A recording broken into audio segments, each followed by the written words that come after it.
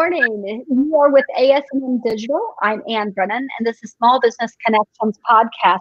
We're the podcast for entrepreneurs by entrepreneurs. Our idea is to give you something you can walk away with and put to work in your business right now. Actually, today is a really great example of that. Today, we have someone here who specializes, she does a lot of things. She's got a different business, but she specializes in remote work. She's actually written a book on working remotely and taking care of your team remotely. So I'm so excited about having her on today. I want to remind you to please subscribe. You can subscribe at YouTube. That would help me because my kids think I'm still a nerd because I haven't monetized that channel yet. Can't do that until I get 1,000 subscribers over there. But also, honestly, subscribe if you're listening to this. Subscribe wherever you're listening to it. And that will help us out as a small business. If you have a chance, please do also leave a review. Again, that helps us out as a small business, and it helps our small businesses out as well. So let me introduce you today to Shelly Spiegel. Shelly, hi, how are you? Great. Thanks for having me. Yeah, thank you for coming on. And we're doing this a little bit differently today. We're only going live on one feed. So it'll be interesting to see if we get people in from YouTube today. Usually they come in from Facebook. That's our biggest thing. So before we start, we were going to talk about remote work, but talk a little bit about your business because you've got an interesting business. You have two sides of it. Both of them deal with college admissions. Right. So I started my company, Fire Engine Red, back in 2001, and we have been fully remote from day one. We serve primarily college admissions offices, and we're a hybrid company. In other words, we have a marketing side as well as a tech side. On the marketing side, essentially what we do is something called student search, where it's helping colleges market themselves to prospective college students. On the other side of the company, we have created a variety of software products to help them get their job done, including a CRM. So that helps them essentially manage and measure the entire admissions process. That is so important. And it's actually for us working remotely, a CRM is really key. And you can't even do that, anymore. If you don't have a CRM and you're working remotely, it makes your life a lot more difficult, right? Exactly. It does. It does. And that's why schools are moving in that direction. Yeah, it makes complete sense. So you've been doing this for 19 years. What made you decide to go remote when you started your company? Right. Well, when I started my company, again, back in 2001, I had absolutely no money. I had a previous company where that company was not successful and I needed to close it. So I literally went from closing one company one day to starting a company the next day. As a result, I had no funds. So office space, as most people know, it's probably about the third highest expense for businesses. Number one is salaries. Number two, healthcare. Then office space typically follows. So money was an issue. At the time, I also had a business partner, and she had recently given birth. If she was going to commute into Philadelphia so that we could work together, that's where I live, it would have taken her 90 minutes of driving each way. So it just made sense because we had no money, we had no clients, and we were just starting out. It was hard to justify that expense. So it was really a strategy born out of necessity than it was, this is the future of work. We weren't thinking in those terms. Yeah, well, you got lucky because it is the future of work. We were just saying that before we started, that it's who knew that everybody would be going remote. As a matter of fact, we moved into our office almost 2 years ago now, but we were all working in my dining room for the longest time. Because everybody in my office works close to me, and so everybody come to my house and work in my dining room. So now, again, we're working all remote. So how do you, one of the things I like about my office, one of the things I have always liked is that we've got this camaraderie. We have, we come in, we have tea together, we have these great conversations. So how do you build culture when you're doing it remotely? Right. Well, again, since we were remote from day one, I was able to do this and learn how to do it quite gradually. We're now at about 80 people. Oh my gosh. So we're in 26 states and 4 countries. So just against that backdrop, this is how I've been able to build a culture. First off, at my company, like I would believe most fully remote companies, the foundation is trust. So immediately, as soon as we hire someone, we trust them until they give us a reason not to trust them. So they don't have to earn our trust. We give them trust immediately. We make certain that we have as few rules as possible and that all of the rules make sense. In other words, if any of my team members were to start a company, these would be the rules that they would put into place because they make sense. Right. Every other Friday, I have what's called an SS feed. And my team members named it that. So SS stands for Shelly Spiegel.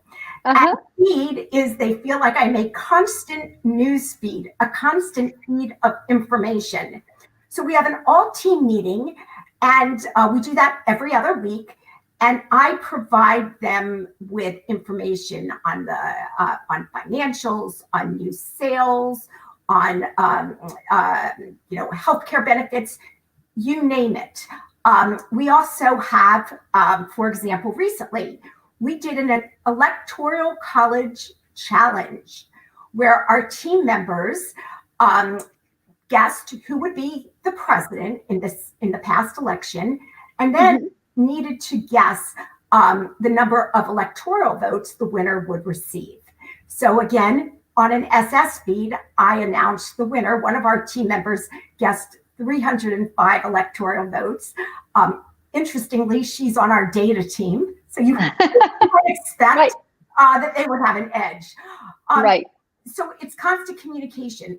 Something else that we do, and what I like to tell people is none of these things really cost any money. That's the terrific part, especially for people who are just starting out. So on Wednesdays, we have what's called Walking Wednesday. I lead it. As many people as would like, join a audio call. We all call in, and we discuss. We have a topic.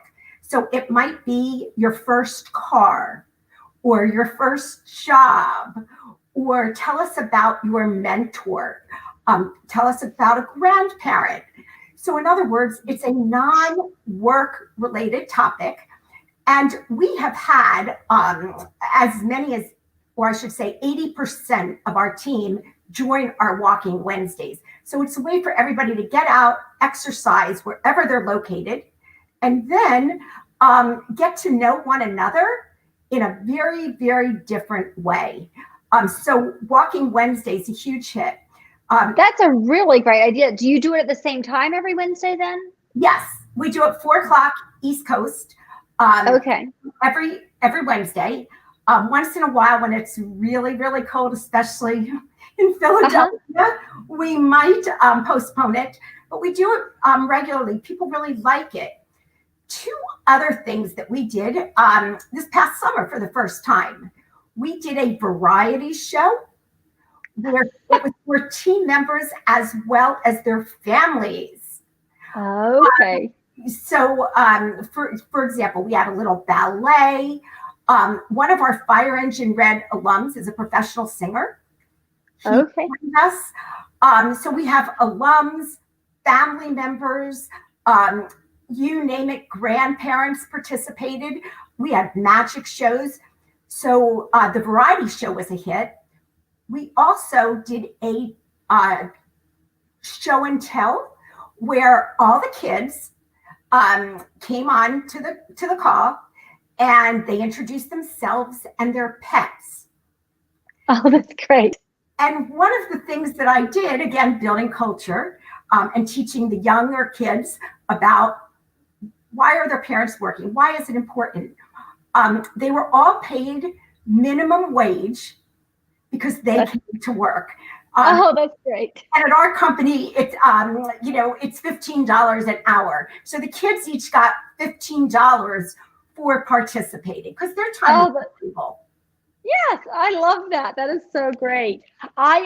You're talking about these kind of team building things. We did, and this wasn't within our company. This was actually interesting. My company has a lot of non-drinkers, but I belong to an organization, a design district, and they did a wine tasting virtually. Mm-hmm. So there's a local wine company here. I think it's Wine Key Experience. And she put together a little box with little bottles of wine and little things of cheese. And then she shipped them out to everybody. They all got them and then did it virtually. It was the most fun. It was really a great way of pulling these people together. So you can do that. Absolutely. One of the things I'm hoping to do coming up in the winter is that I'm asking for the kids to show me their favorite things. So in their house or in their backyard, to take me, the CEO of the company, on a little tour and introduce me to their favorite things.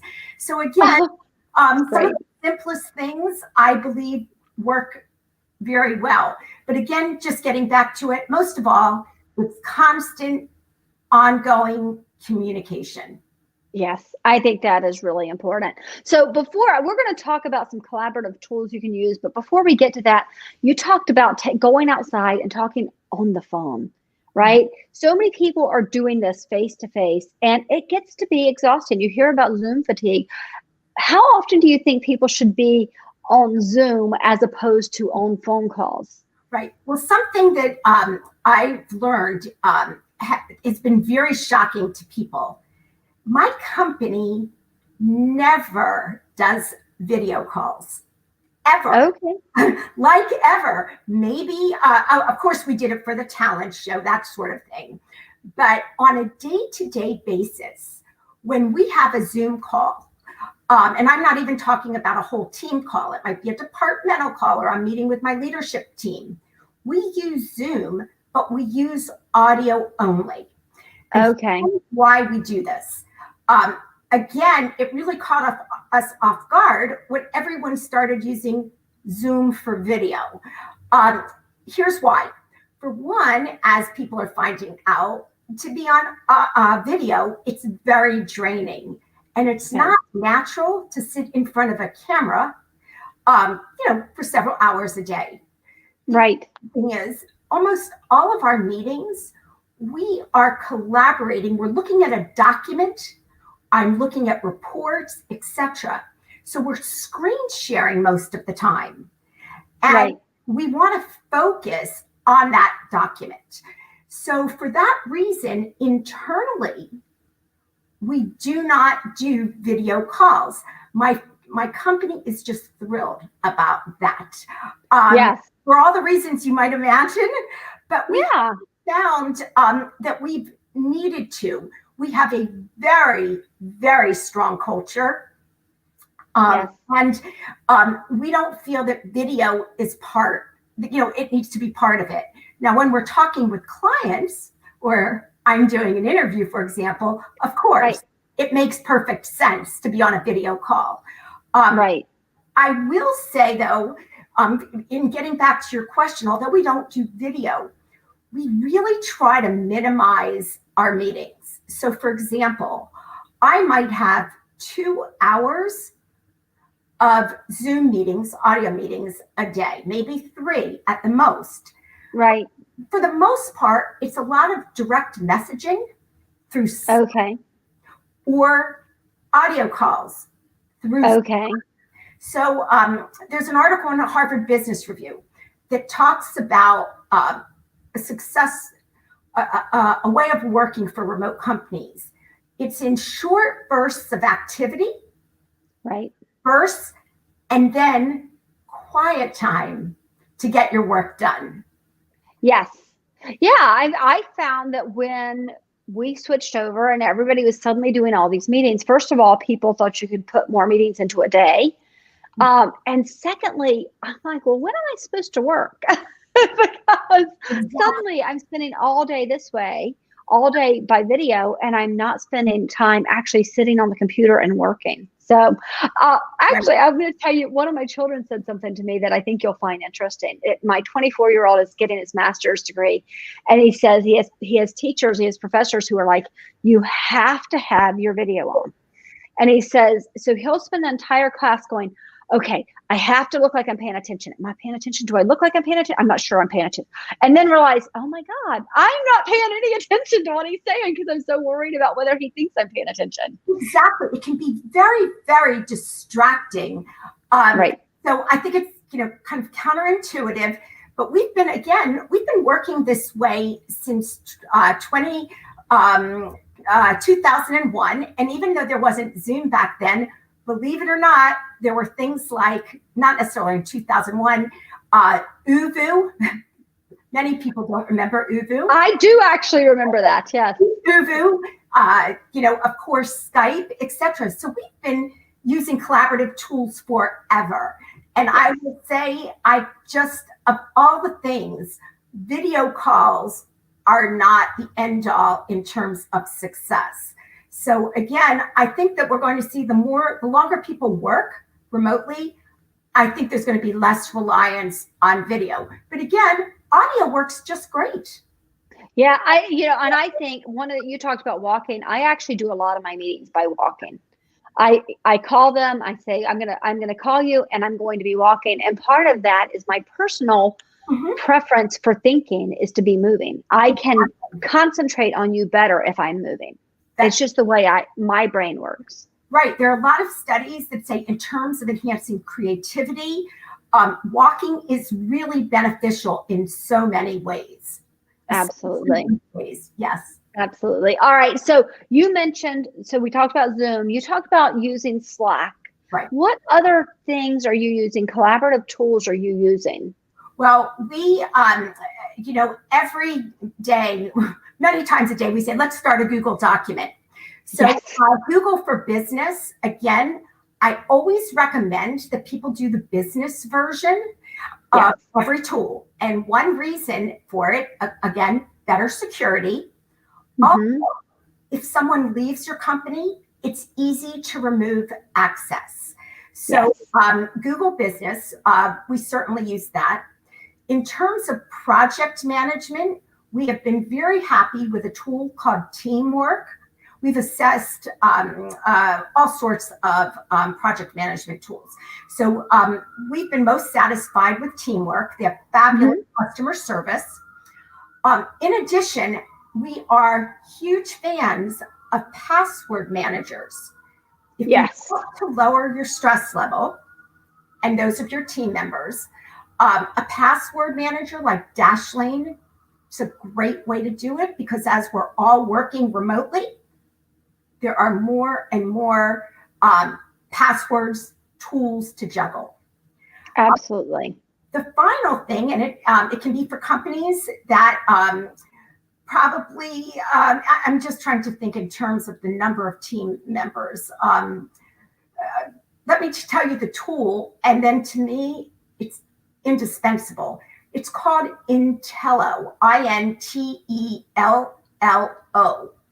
And what that does is it gives you the ability to manage all of your SaaS tools, all of your cloud-based tools. So for example, to know if you have you've purchased 7 licenses, are all 7 people actually using that tool? Okay. Onboard people, offboard people. There are so many, essentially every tool that you're using, you can see if you've subscribed, are all those subscriptions, are people actually using them? So essentially it helps you manage all your tools in one place. When we implemented it, we found that certain tools had redundant features, so we didn't need as many tools. In other cases, people had left our company and they still had access. In other cases, we had purchased licenses But based on the way the team members were working, they no longer needed those licenses. So we found it to be a real cost saver. That's great. Yeah, I'm definitely going to look that up because I haven't heard of that. Yeah. And it's something we would recommend to our clients. One of the problems we find with clients is they will bring somebody on to manage their social media, and I'll go in after, and I'm managing their social media, and I will look and say, who's this person? And they're like, oh, well, they quit 5 years ago. They have complete access to your. So again, one of the reasons why you and probably many of your listeners haven't heard of it, this is really a new space. It's, companies are just overflowing with tools, and to manage them on a spreadsheet, just what you said, it's nearly impossible to do that well now. Absolutely. So, all right. One of the things that we had during the pandemic, we've only made one hire since the pandemic started, but we're like, how in the world do we onboard her? How do we get started? So what tips do you have for onboarding a team remotely? Right. Well, in terms of the exact process, if anyone sends me a note, I can provide all detailed specifics of our onboarding process. So onboarding is probably one of the processes that we have maybe redone 40 times, in the 20 years that we have been in business. Yeah. What I can do now is highlight some of the things that we feel have worked really well. And then again, for the minutia, I am more than happy to share it with people step by step what we do. So the first thing is our director of People, Places, and Perks, director of P3, our director of people, what she does is she tries to get as much of the paperwork done prior to the person's first day. And essentially, we're using our HRIS system, so our human resources system, to capture all of that information. So a lot of the paperwork is done beforehand. We make sure that people have a complete agenda of their first 2 days about a week in advance, because something that can be really of concern to new hires is, hey, I'm at my desk, it's the first day. Will anybody even know I'm here? So what we like to do is provide an hour by hour agenda. And we purposely try not to overschedule someone. Okay. The next thing is our company is Fire Engine Red. So we have a first friend, FER friend, a first friend. Okay. And then we have a second friend. So the first friend helps the team member implement the company-wide tools. The second friend helps them implement the departmental tools. Okay. Very different. What we have found over the years is 2 friends are better than 1. Sometimes it takes a while to troubleshoot. You might have to troubleshoot. You might get involved in a conversation. So we split this up. So we have that first friend. We have that second friend. Then what our director of P3 does, she gets together with the person and talks to them about our calendar. How do we make certain that, we know who's at work and who's off?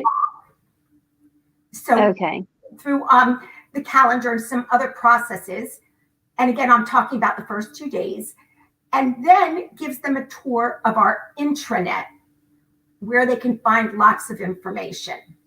Okay.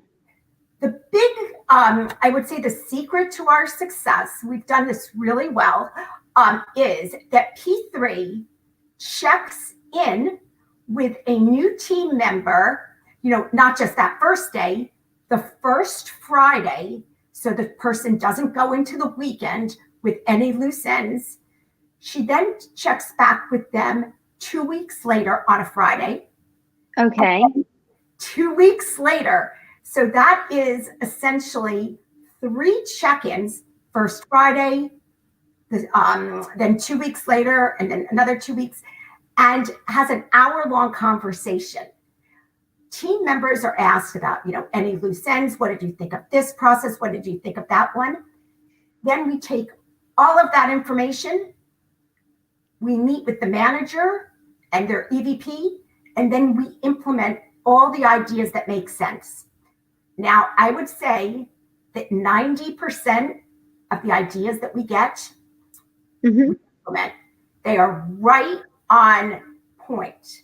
So it's not just meeting with people, but it's then quickly implementing. So we've gotten better and better at it. Well, and it makes sense because it's fresh in their mind. They know exactly what didn't go well, right? They know, and I will tell you, we did a very poor job. Luckily, she's also a friend who we hired, so she was able to say, "Oh, Anne." Yeah. Here's just one little example that we found years ago. So let's just say a tool, someone's having a problem. We now make certain the first friend and the new hire are using the exact same browser. That helps. If there's a problem, there are little things like that until something surfaces, probably never thought of it. So it's not necessarily the big stuff. It's that little stuff that can make people at the very end now, it's like, wow, what a seamless process. That's great. And so you want to build on it. Yes, that's great. So you've been doing this for 19 years. Clearly, you've got a productive team. Otherwise, you wouldn't still be around after 19 years. How do you measure the productivity with your team? Yes. Well, one of the biggest keys to being productive is retaining your team members. All that knowledge. Again, you want to keep people engaged, motivated, etc. Our annual retention rate is 93%. So it's a good rate. I'm really hoping next year we can get closer to 95%. So there's not a lot of information that and processes that walk out of our company every year. So the longer we retain people, what happens if and again, if they're the right type of people, they're constantly improving their processes. We make a big deal of process improvements. Like, tell me if you eliminate a few steps. I want to know. Like, so in other words, people are praised for, streamlining things. So that helps. Continuous improvements. Right. I also am a big believer in documenting processes. Yes. Repeatable processes. Now, if you have if something is not efficient, when you go to write about it, it becomes quite obvious. You've got a problem. So by writing out instructions, that is a way to know that people are very productive. Okay. Another thing that we do is we make certain that if we are going to implement a tool, it has to be fully implemented for productivity. Years ago, we would implement, and remember, we're a software company, we would implement 40% because we didn't have time, and then do millions of workarounds. So it became obvious. So again, if people want a tool, I will commit to it, but the deal is you got to implement it. You have to use it. Yes. We also, in terms of ensuring that our team is very productive, we subscribe to the agile way of working. As people may know, that developers, it's really deciding what's most important and doing your work sort of in small chunks. So our team, there are many projects. If they were to undertake the whole project, like mentally and commit to it, it seems overwhelming. What we try to do at our company, and with the help of our managers, is break projects down into small chunks. Do this part first, then we'll talk about the rest. And then finally, so these are some of the ways we keep people productive. Measured. It's certainly our client retention rate, Right. our sales, our sales figures, and also on the development side, when our developers are committing to a certain amount of work, are they hitting those milestones? So there really are ways of doing it, but I think it's the job of managers to set people up for success. Don't have them undertake something that's so huge. If you tell someone to document all of their work from beginning to end or what they do, that can seem overwhelming. What you want to do is carve out a piece, do this, then we'll talk about the next step. So we try to get doable, manageable, measurable. And what I've seen over the years is my team just takes on, as we grow, we don't have to hire as many people because my team has become so efficient in their processes. That's great. And part of that is taking ownership in the business, right? When you've built a great culture, people want to see it succeed. If you've got a great culture, they're there on your team, fully on your team to help you survive. Right. In fact, what we say is we like to hire people who think like owners and put the company first at all times. So what would an owner do? An owner would think very much about clients and their happiness. And that's really what we thought. And again, we've been doing this for nearly 20 years. And it's amazing how much you can learn by making mistakes. So, in other words, we've had, we've made our share of mistakes, but we quickly correct and learn from it. So we're good learners. Right. We recently had Nathan Greenberg on, and he talked about that. He talked about there's two kinds of days. There are good days where everything goes right and the world is wonderful. And then there are days when you learn. Yes. And those are when the days you're making mistakes, but they're not bad days because you've learned from them. Right. You have to think that way because no company, no person who is a success, it was never just a straight line up. It just doesn't happen. That is not life. Absolutely. Yeah. And it's hard, that it does separate people because if they fail and they go, okay, well, I guess I failed, then, it's like you just said, you had a business that ended badly and you're the next day started another business. And I think that shows so much hope in you that you're like, yep, I know how to do it again. Right. I can do it again. My first business I had for 15 years. Yes, 15 years of lessons. Yes. Really, really helped me learn. And I believe that is why my company is thriving. We're continuing to grow 20 years into it. And, we've remained relevant. Yes. So I want to tell us the story. You've got a book. It's fullyremotebook.com. So fully-remote-book.com. But you didn't release this during COVID. That's right. Just by chance. People have been asking me for years and years to how did I do it? Because it seemed very unusual to have 80 people and to be fully remote from day one. So about, I think it was in May 2017 or May 2018, I guess, I started writing a book to help people who wanted to start a fully remote company of their own, to tell them how to do it step by step. I published the book. It was self-published. It's available on Amazon. And I published it, ironically, October 19th, October 19th, 2019. So it was about 6 months before COVID. I had no idea, of course, how the interest in remote work was going to rise, but it certainly did. But one of the things I want to say is for anyone who's listening, who wants to start a fully remote company, there are many things that are different about it. All sorts of logistical things, registration requirements. What do you do when you don't have a street address? All sorts of different things. In the book, I literally tell you step by step, fill out this registration form, go here and do this with the Secretary of State. I also tell people how much it costs.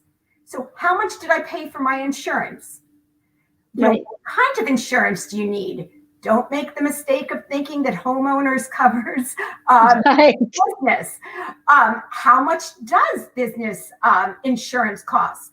So again, what I tried to lay out was very practical, step by step. Here's what you do. A lot of it, it's not the very glamorous stuff, but it's the necessity of starting up. And then for people, well, how much is it going to cost me? What do benefits cost?